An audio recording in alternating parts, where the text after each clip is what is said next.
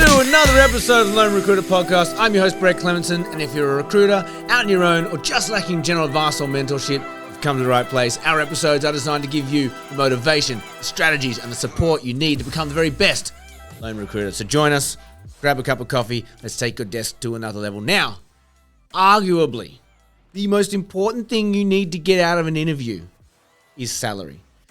And maybe that's controversial, but here's my logic.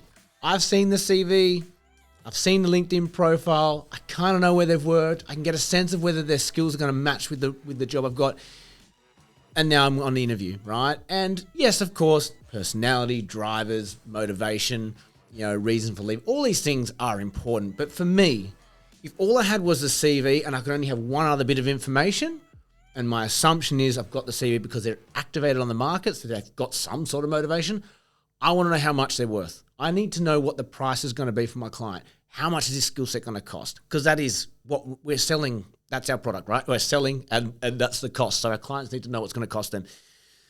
But how often have you interviewed a candidate and they've stonewalled you? When it comes to asking salary, they don't want to tell you. I mean, they obviously think that that's the right strategy for them. Maybe they're on a lower salary and they don't want to tell you.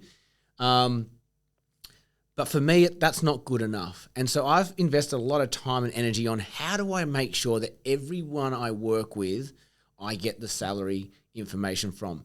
If you're a manager and you've got a staff member who comes back and they tell you about the candidate they've got, but they can't tell you about the salary, or they give you this bullshit line, oh, they're asking for this. I don't give a fuck what they're asking for. I want to know what they're on now, right? And if you listen to this and you're a desk and you think that what they want is the answer, it is not the answer. I need to know what they're on now. Because if I don't know what they're on now, I don't know when I'm getting a better offer for them or a worse offer. What they want, fine, pie in the sky, but we will work on that as we go. I'm going on a bit of a tangent the last couple of episodes around psychology and the psychology of questioning and how you get the best out of your words, because our craft is what we do on the phone. So all we got is our words most of the time. Can't remember where I picked this tip up from, but it was the power of three. The power of three. 3 questions. You ask 3 dead easy questions in quick succession so that the 4th question, it just rattles off like this. There's something about the to and fro of question answer that loosens people up to think that we're in a pattern now. We've just got to keep complying. So what do I mean by this? We're talking about this in the context of salary. If you picked up the phone to interview a candidate, said, "Hey, it's Brett here from Alra. I just want to have have you got half an hour, 45 minutes to go through?" Yeah, absolutely, cool. If your first question was, "What salary are you currently making?" They're going to put their guard up. You already know this.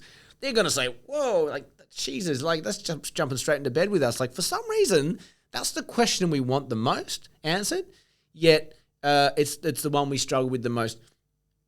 I think it's just because we know a lot of people will resist it. So here's a little tip for you. If you do find yourself struggling to get that information, try the power of 3. Ask them 3 really simple questions. Going through it all. How many years experience have you got all up then, post-grad? Oh, 17 years. Okay, I look about 16, 17. Cool. What was your favourite company? Out of all of the experience you got, what was a favourite company you've worked for? This one. Oh, okay. Why was that?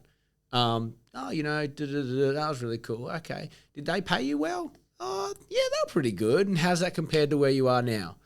Oh, I've got a little bit more now. And so what are you on at the moment? See how you just gradually get into it? Before you know it, they're answering it and they understand. Fine. It's all in context. So if you are someone, and I don't want to give you too many specifics on this one because everyone's got their own flavor. The last thing I want you to do is use my words. You need to just understand the logic, and if you can understand the logic, put it in your own words, and it'll flow out of your mouth. But just think, right? Get your interview form up if you have one. You should have one. And when you've got the salary questions, put in 3 questions beforehand that are easy to answer and they're quick to answer that kind of lead you into getting the salary information, because you'll find that they are way more open to telling you what that is. Okay? And that's the crux of this episode. I'm going to keep going on other little tips and tricks around getting salary information out of candidates, because I think it's a really vital part of the interview process that we don't get right. So I mentioned before about people saying, oh, this is what they want. If their answer is, oh, look, I'm looking for 150. Yeah, okay, cool. 150. Is that including super or plus super? Oh, plus super. Or we're going to say plus. That's fine. You go, cool. So what do you want at the moment? Is my next question. Oh, I don't really want to say. Look, these numbers aren't released. It's great to know where you want to be. I'm going to work with you to get that. I need to understand it in the context of where you're at now. And I want to understand, do you think you're underpaid at the moment? Are you overpaid? Is it fair value? I need to understand it. I'm like a doctor, right? If I don't understand all of it, I can't, it's a whole big picture, right? But believe me, I get paid a percentage based on what wage we get you. My vested interest here is to get you as much as possible, but I need the context, because I need to, if there's a big gap there, I've got to understand why. It will probably come out in references. I'll be able to let you know whether I think that's fair, undervalue, overvalue.